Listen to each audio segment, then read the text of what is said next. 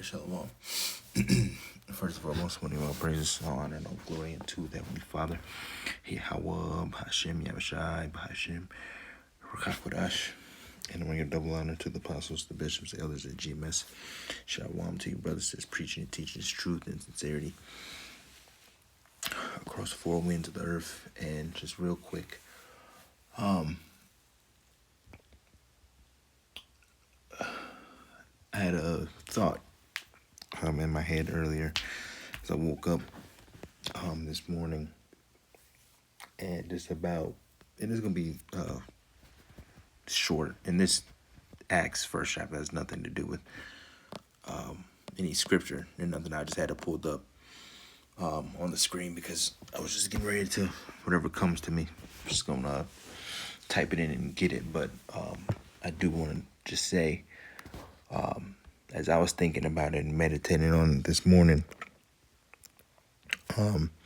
as I was watching a video from the Elder Yashawama, and then some news articles about Trump and the stuff that's going on with, Iran and all these things.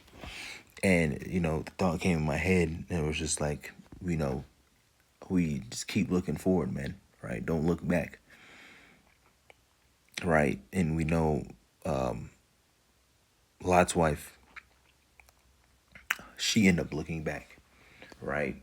As the place was getting destroyed, and she got turned to the pillar of salt, and she looked back because she was going to miss everything that they had established, right? Gained, the materialistic things that they had, right? At that time. And we're in the time period where we're coming into to where we have to leave the world behind, right? Just like the movie, right? And there's no looking back, because there is nothing to look back even to or even for, right? As the world is getting, worse, as Esau, his empire, his kingdom is fallen, things, are getting worse, right? Also just seen I think it was a post on Twitter about the new variant of the COVID-19 coming out, and said, I didn't fully look it up, but I just seen the post. But I'll take my word for it. I'm gonna look it up and might do a video on it, Lord willing, tomorrow. Or might do a little bit of research on it tonight and then go into it tomorrow. But it's called the cicada, right? And it was, I believe the post said it was detected or found in 25 states, right? So we know a whole nother, shutdown, government shutdown, and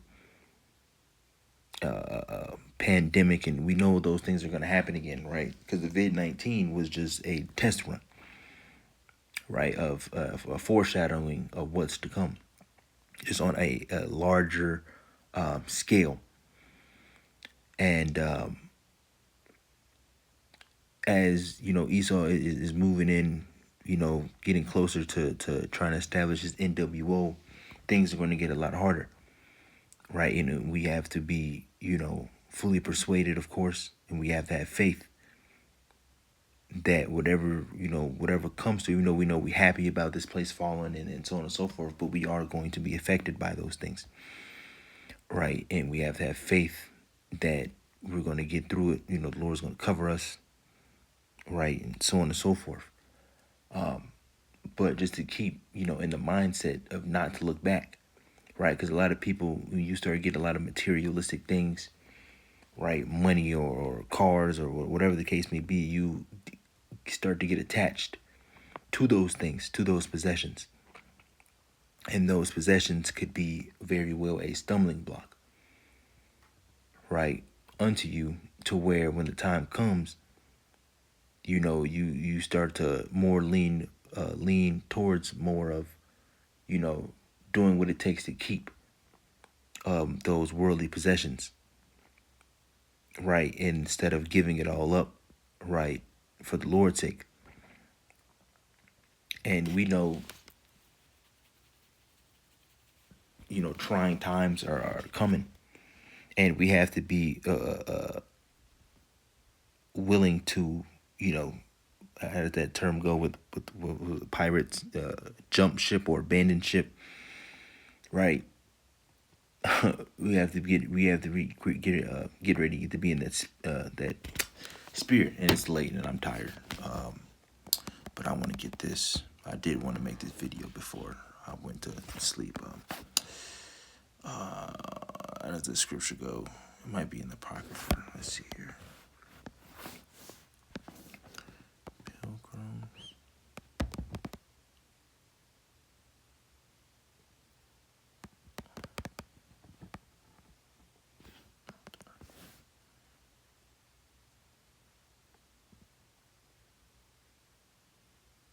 Second Ezra 16 in verse 40.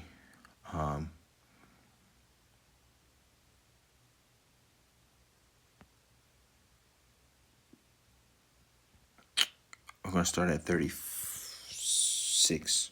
The second Ezra 16, verse 36. It says, "Behold, the word of the Lord. Receive it. Believe not the gods of whom the Lord spake." It says, "Behold, the plagues draw nigh and are not slack in their coming." Right? Because the Lord did say he was going to, smite Egypt again, with the plagues. Right? And even worse. Right? And we read at the time in Exodus, in the time of Egypt, right, when we were there, the Lord was plaguing the place. Right? And that's going to happen again.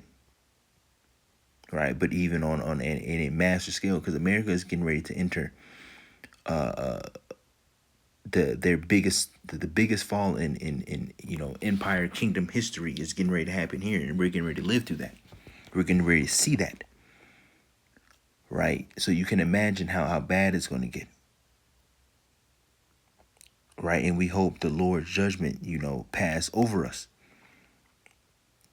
just like how in the times of Egypt, right? It says, "As when a woman with a child," this is verse 38, 2nd Ezra 16, verse 38. It says, "As when a woman with a child in the ninth month bringeth forth her son." It says, "With 2 or 3 hours of her birth, great pains compass her womb." It says, "Which pains, when the child come forth, they slack not a moment." Right? In the birth pains, right? The pains, right, is getting ready to start to happen to this place, right, before the elect is delivered out of the pending destruction in Babylon the Great and all over the earth, right? It says, "Even so shall not the plagues be slack to come upon the earth." It says, "And the world shall mourn, and sorrow shall come up upon it on every side." It says, "O my people, hear my word, make you ready to thy battle, and those evils be as pilgrims upon the earth." Right? It says, "He that selleth, let him be as he that fleeth away." It says, "And he that buyeth as one that will lose." And there's more you can read on that, but that was the point. I'm going to read that again. 2nd Ezra 16 and verse 40 says, "O my people, hear my word, make ye ready to thy battle, and in those evils be even as pilgrims upon the earth." Now I want to see what this says. Let's get this in the GNT here. Let's see. Let's see here.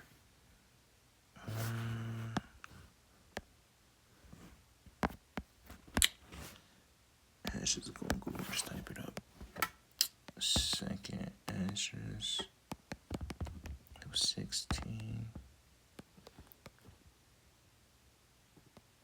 Just do GNT. Let's do it like that. Here we go. And then it was verse 40. This is 2nd Ezra 16 and verse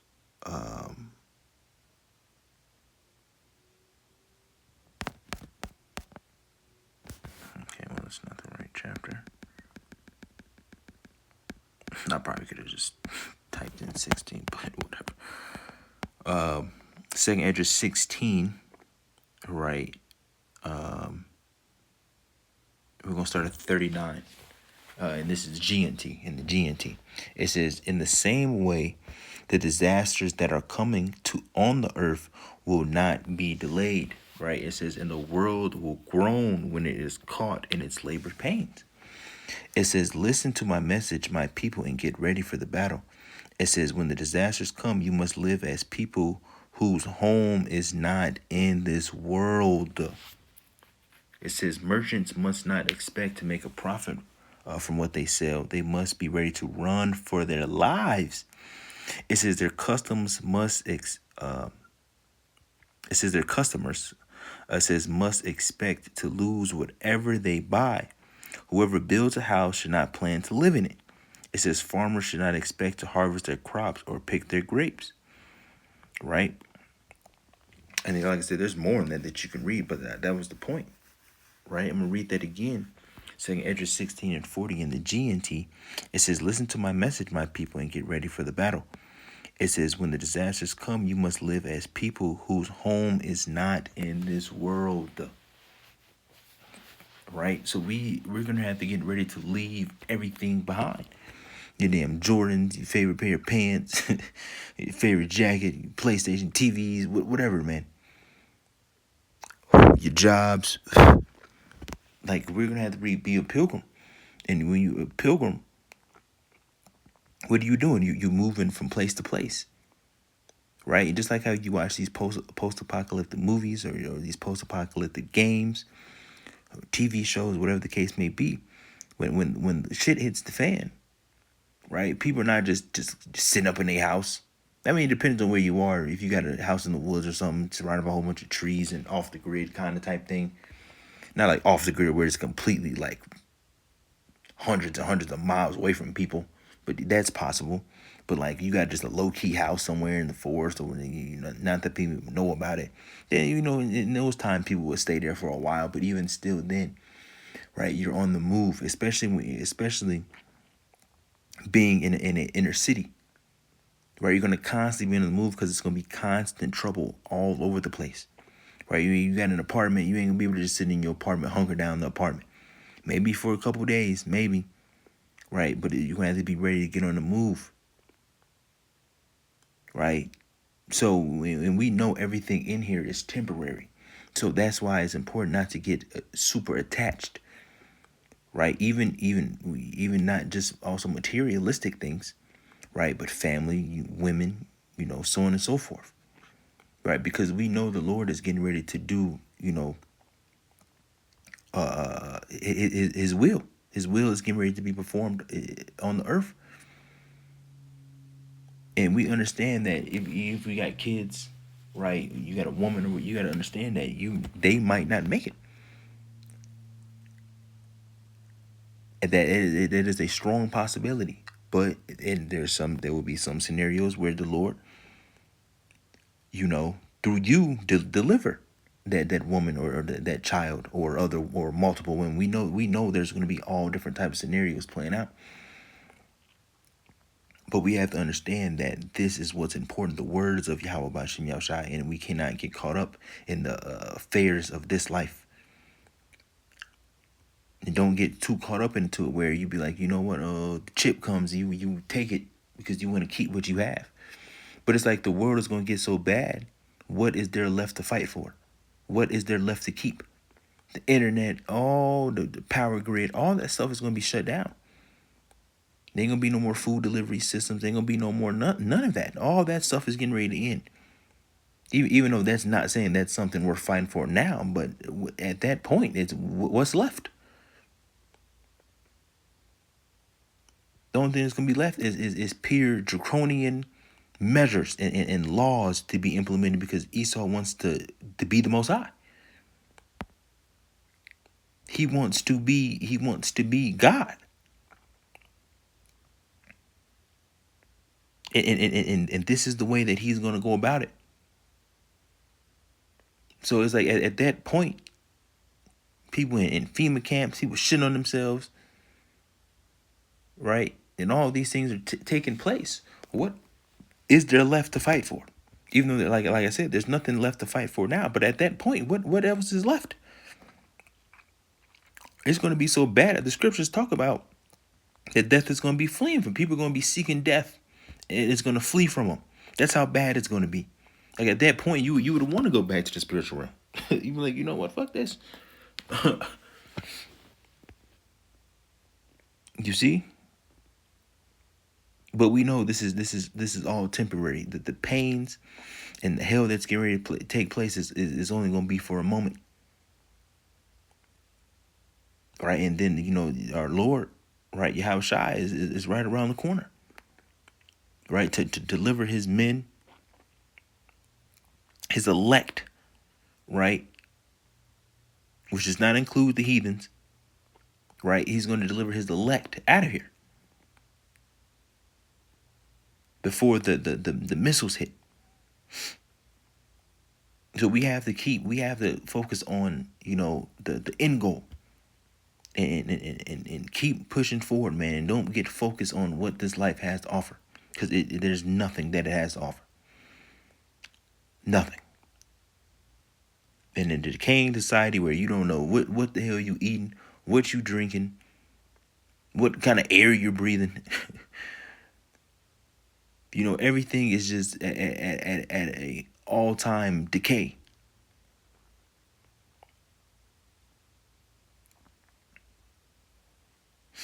So we got to just keep looking forward, man. Keep walking forward, keep looking forward, keep stepping forward, right? Because this is not it, man. This is not the end goal. This is not the kingdom that the Lord is going to sit here and establish. The Lord's going to come back, and then Babylon's still going to be here, and he's just going to get us out of here, and then we're going to fix back. No, man. This place is going to be destroyed.